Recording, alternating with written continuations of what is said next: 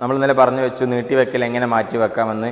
നമ്മൾ രണ്ടാമത് ചെയ്യേണ്ട കാര്യം എന്ന് പറയുന്നത് നമ്മുടെ ഇച്ഛാശക്തി ഉപയോഗിച്ച്, നമ്മുടെ വിൽ പവർ ഉപയോഗിച്ച് നമുക്ക് വേണ്ടാത്ത ഒരുപാട് കാര്യങ്ങൾ മാറ്റി വെക്കുക എന്നുള്ളതാണ്. ഒന്ന് മൊബൈൽ ഫോൺ, ലാപ്ടോപ്പ്, TV, പിന്നെ നമ്മുടെ ടൈം വെറുതെ വേസ്റ്റ് ചെയ്യുന്ന, നമ്മുടെ ഈ ഒരു പഠന സമയത്ത് മാറ്റിവെക്കാൻ കഴിയുന്ന എല്ലാ സംഗതികളും മാറ്റിവെക്കുക എന്നുള്ളതാണ്. ആ മാറ്റിവെക്കുക എന്നുള്ളതോടൊപ്പം തന്നെ നിങ്ങൾ പഠനത്തെ ഗൗരവമായി എടുക്കണം എന്നുകൂടെയാണ് ഇതിൽ രണ്ടാമത്തെ പോയിന്റ് പറയാനുള്ളത്.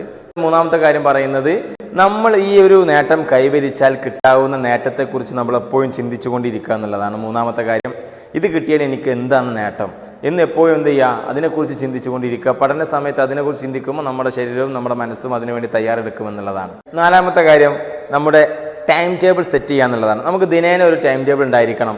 എപ്പോൾ എഴുന്നേൽക്കും, എപ്പോൾ ഞാൻ മൊബൈൽ എടുക്കും, എപ്പോൾ ഞാൻ എൻ്റെ ഫ്രണ്ട്സിനെ കാണും, എപ്പോൾ ഞാൻ പഠിക്കും. ഓരോ ദിനത്തിലും നാളെ നടക്കുന്ന കാര്യങ്ങൾ ഇന്ന് നിങ്ങൾ എഴുതി സെറ്റ് ചെയ്ത് വെക്കണം.